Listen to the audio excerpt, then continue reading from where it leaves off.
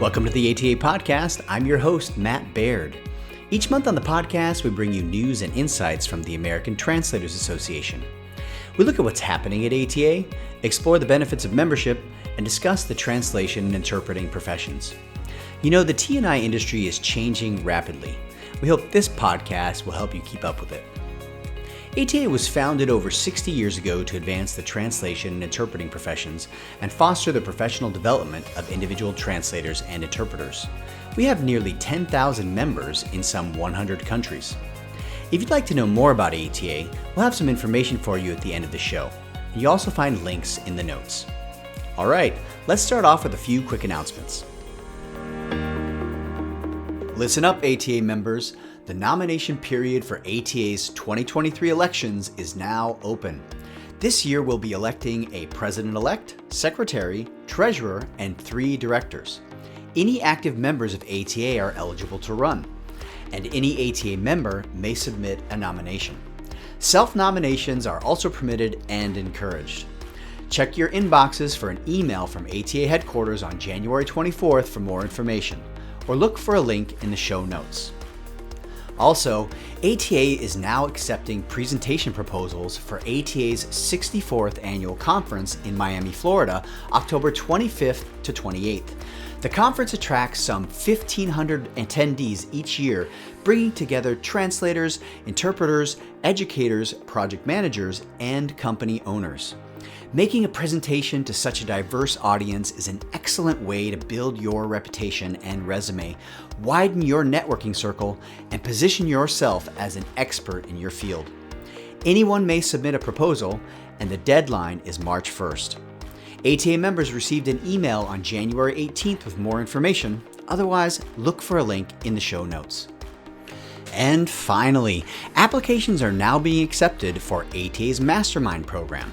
Masterminds are small groups of 6 to 7 colleagues, people of approximately the same level of professional experience, working together on designated business issues or learning goals. It's a peer-to-peer based mentoring approach where members challenge each other to set strong goals and, more importantly, work to accomplish them by holding each other accountable. The deadline to apply is February 28th. If you'd like to learn more, listen to episode 51 of this podcast. Otherwise, you'll find a link in the show notes. For more information about these announcements and more, check out the links in today's show notes. All right, we're back.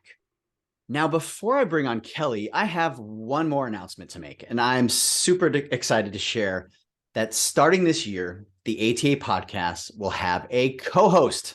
That's right. After nearly 8 years, we're getting a fresh new voice on the pod, and I couldn't be happier. Okay, I won't keep you in suspense any longer. Your new co-host is longtime ATA member, Andy Ho. I'm sure many of our listeners know who Andy is. Andy is a certified French to English translator based in Houston, in the Houston area, specializing in translations for the food industry. She's a graduate of Kent State's translation program and a former project manager. She's also the former administrator of the French language division. Now, Andy has already brought a breath of fresh air to the podcast as we plan the 2023 calendar. It was, in fact, her idea to interview our new executive director.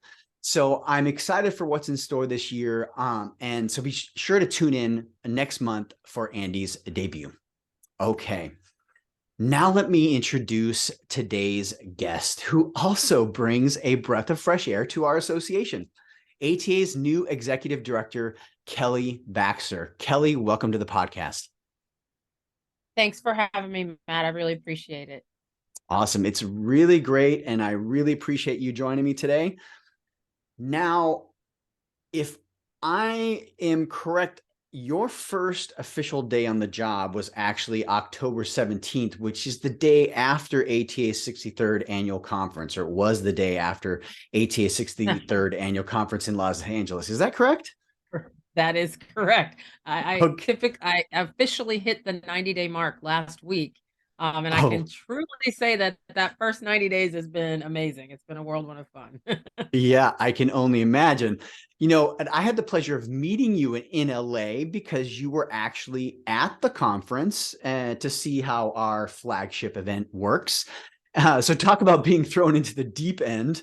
I know. Tell us, what did you think of ATA 63? What was your impression? I really loved it. I thought that it was probably one of the most engaging conferences I've been to in a long time, coming off of a pandemic, especially was really, really a breath of fresh air to see so many people not afraid to come out and actually re-engage, and I think it reinvigorated ATA's membership. It reinvigorated the member engagement and what people want to do. And so seeing everybody out was really beautiful. I thought it was a well put together, very organized conference. I commented when I first walked into the staff office how I am typically thrown into the mix immediately. So I was prepared to do whatever. So I came in and said, "Put me where you want me." And everybody said, "Oh, everything's done. We're good." And so I kind of felt like, "Oh, okay." I'd never experienced that before. So that was a welcome plus for me. And being able to just really just pop into all of the sessions, which were really, really engaging for me and really a great, great learning experience for me. Of course, like most people in their lives, they learn another language in high school or college, and that's what I did and minored in Spanish. So I speak a little bit of Spanish, but it was so amazing to me to be around such a diverse group of individuals and professionals in this industry. And I really was kind of stargazed almost, if you want to call it Yeah. that, with the amount of knowledge that was in every single room that I stepped into. Yeah, you're kind of reminding me now of my first experience. I was very new to the industry at the time and was also walking out around wide-eyed and feeling very intimidated. So it sounds like you got to really just soak it up and observe and take it all in, which would probably be the one and only time you'll be able to do that. That's true. You are true. And I'm glad that I took a lot of notes in LA. It really has been very helpful in this transition. Now, in the November or December 2022 edition of the ATA Chronicle, ATA President Madalena Sanchez San Paulo wrote that you come to our association with a wide range of experience in the association world. Can you tell us a little bit more about your background? Sure. I have, and I don't want to date myself or age myself, but I have 20 plus years. I mean, I have over 20 years of experience in association management. I started um, when I was 18, and I started in the realm with my parents. They had an association management company, and so I got my first taste of it as an 18-year-old, going and just helping out and being a meetings coordinator. It's the passion for it just continued on and on through college, through grad school, through owning my own business. And I've always circled back. I had always circled back to it and decided, okay, I'm gonna just sit in this and do it. And this is gonna be what it is.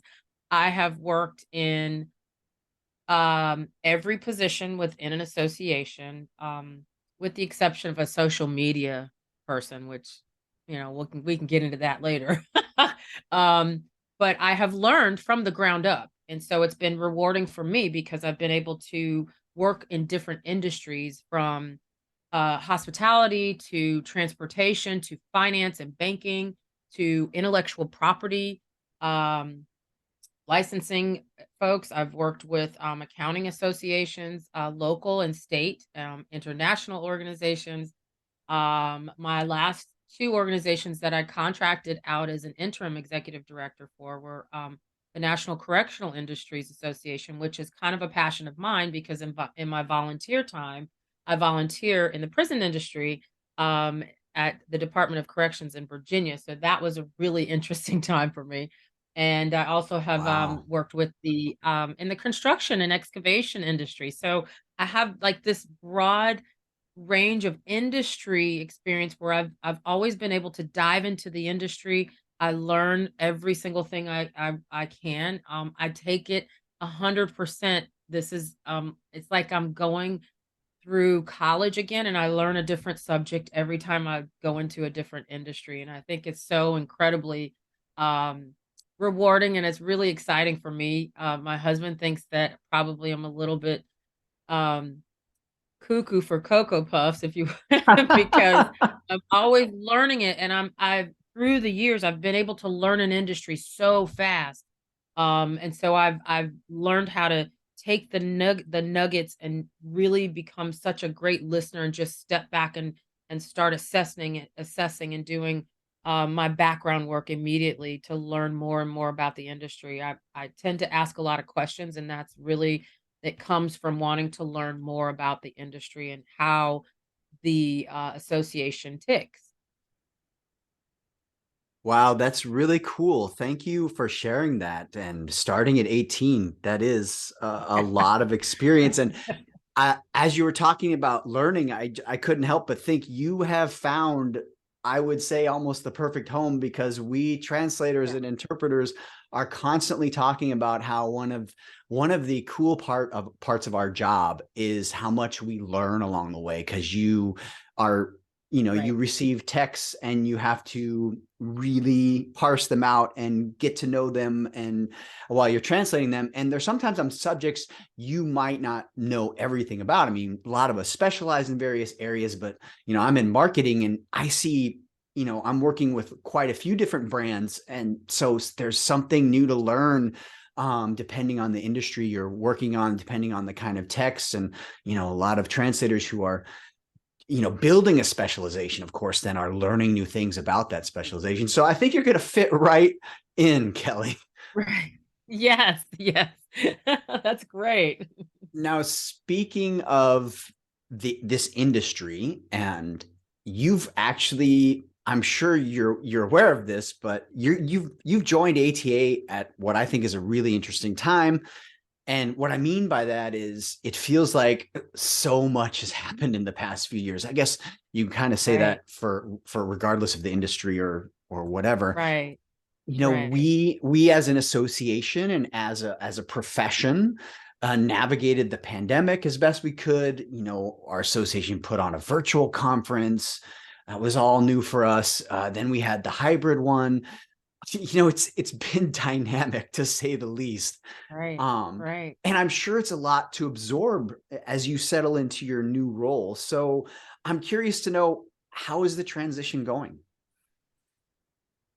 It's actually going very well. It's it's always a challenge, and I'm experienced at transitioning from one executive director to another. I have some experience with that.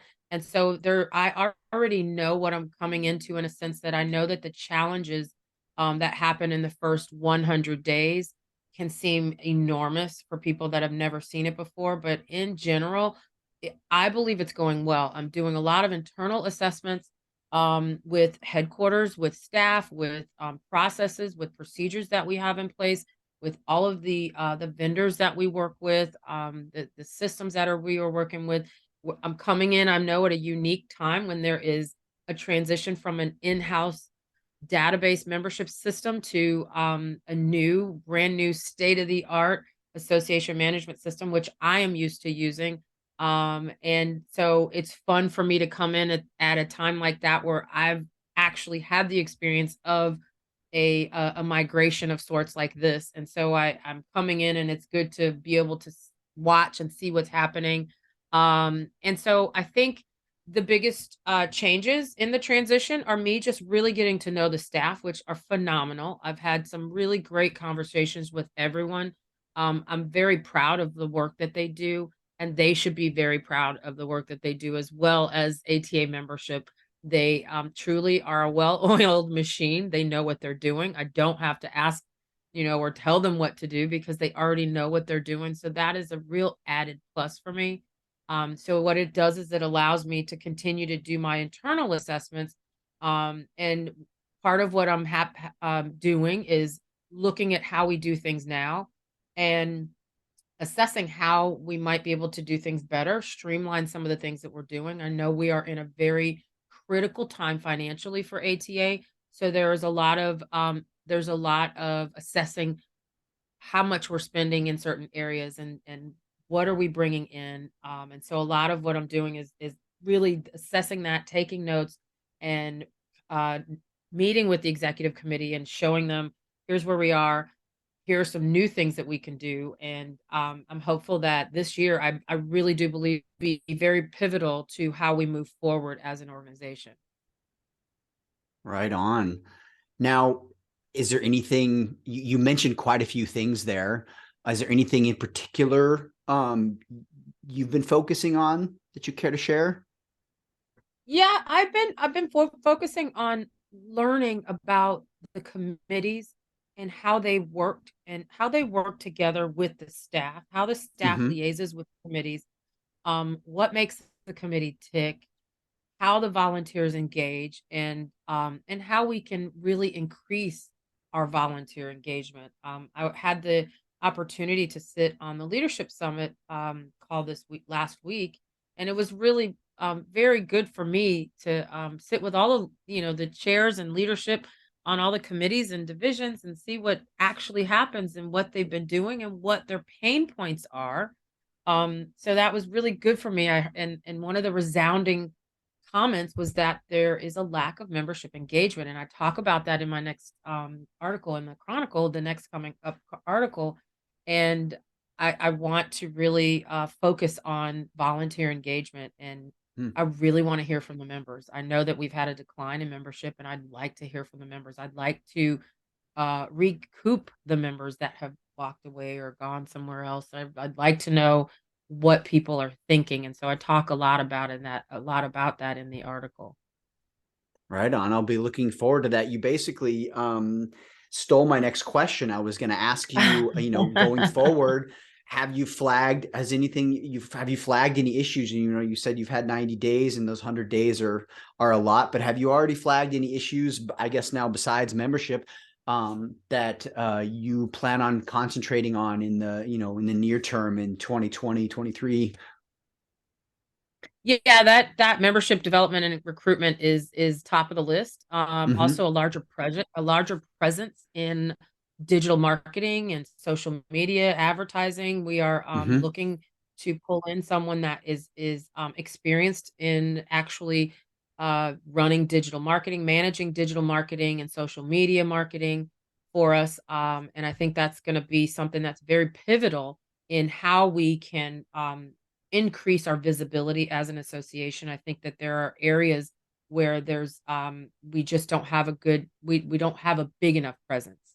And I want to increase that presence in the areas. I have a niece and a granddaughter who speak Japanese, and they are very well versed in it and travel to Japan. So I would love to be able to step further into what are we doing for the youth and those that are coming up in Mm-hmm. language translation and interpretation, and really showing the younger generation the opportunities that are out there within this industry.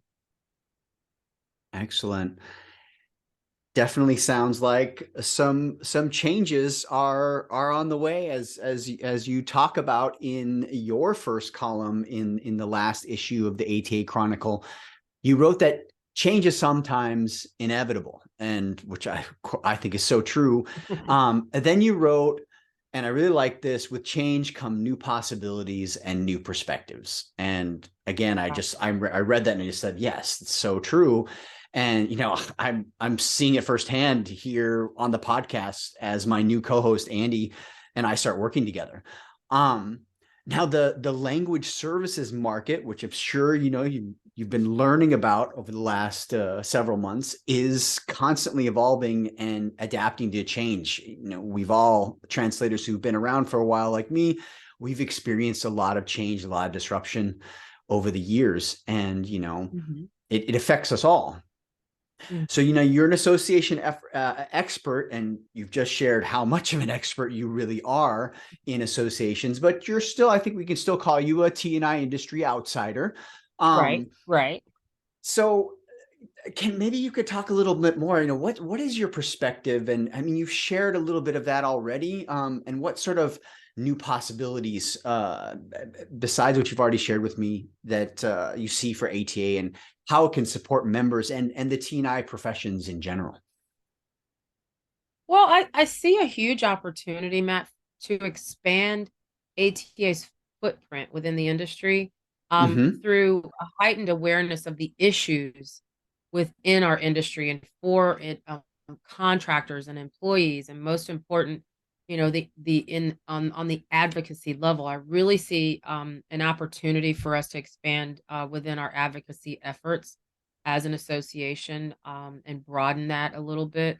I watch a lot of the articles that are coming across the Google alerts for the T&I industry, and I read the news briefs articles that come out. I'm reading everything that people are writing, and it's just for me, it's mind blowing that there is not more support from our Capitol Hill and our people that make laws to this industry. Without interpreters and translators, we can't be a larger country, or be an expanded population or universe even, without the connections that we have with translators and interpreters. We can't make those connections. And I think that it's like you can't really work well without your thumb. And I feel like ATA is like the thumb of a hand. And so when I say expanding on that footprint, I really mean expanding on the footprint without, putting the thumb back in place, making sure that we have the opportunities to make this industry more visible. In turn, that will create more opportunities, possibly, or hopefully, I would think, for those that are looking at the industry. I'd like to make sure that our members understand how important they are. And in that, I would like to make sure that our benefits that we are offering are, why do you join ATA, or why are you a member of ATA, is really, really clear. And I believe that there are more opportunities within this industry, and especially for those current members, to help bring more members in. So that's one of the things that, and a new possibility I have is, having members be more engaged by bringing more people to experience what they've experienced at ATA. I know you asked me about things that I'm concentrating on. I'd go back to that and say there is I'm looking at new areas of revenue, trying to find new ways to provide revenue to the association.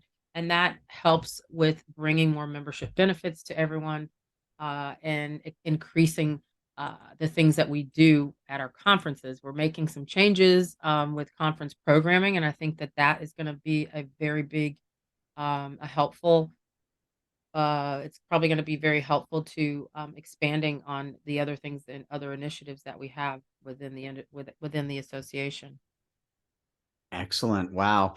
Yeah, we talk about translation as this sort of hidden industry that not many people know about. And I'll never forget when I told my mom I was going to go into freelance translating, and she said, "Can you make a living doing that?" Oh my gosh. Yeah. And it's kind of like court reporting. You do court. Some people are court reporters, and it's an industry that's like a hidden industry. Translation and interpretation, it's a hidden industry, and it needs to come to the forefront. And I think with our re-engagement, and bringing some more awareness to the forefront for the industry through our advocacy efforts, I think that's how we can kind of open some more doors for ATA. We have a lot of partnerships and alliances with other organizations that are related to the T&I industry. And I think that building upon those relationships this year is going to be really, really important, especially coming out of a pandemic. And we're not out of a pandemic per se, but coming back into the world where we're actually doing more face-to-face and in-person activities and advocacy efforts. So I think that it's, bringing those alliance partnerships together, making our membership understand, showing our membership what their true benefits are. What's the value proposition to your $134 or your $200 or whatever level membership you're on. Showing that value proposition is going to be super, super important for me this year. Excellent. Well, I, for one, am very excited about the possibilities, and I wish you best of luck as you move forward and in these early months, and as you really help steer ATA forward. Now, before we go, we've pretty much reached the end of the podcast. But is there anything else you'd like to share with our listeners before we go? I invite everyone to, I invite the membership to email me at any time. My email explodes pretty much every day, but I invite you. I have an open policy, and I really do want to hear from the members. So I have had a lot of people just send emails thanking me for joining them, and just being excited, giving me the kudos for coming on board. And I really, really love that, and I appreciate that. But I really do want to hear from the members, because without the members, there's no ATA, truly. And there's no staff, because without an association, you don't need a staff, right? So we're all we're all appreciative of the membership. But I'd like to make sure that everyone really knows, and I'm sure that you've put a plug in for the conference this year, but I really want everyone to make a concerted effort to do one thing new this year. And I talk about that in my column. Bring someone to the conference, or attend the conference if you've never attended the conference, and be like me. I was just a wide-eyed person, and I really thought it was amazing. There are very few conferences that I go to that are as engaging as this one. And I have industry conferences that I go to just with association management industry, and I can tell you that this was up there with some of the ones that I went to last year that really had a very engaging group of attendees.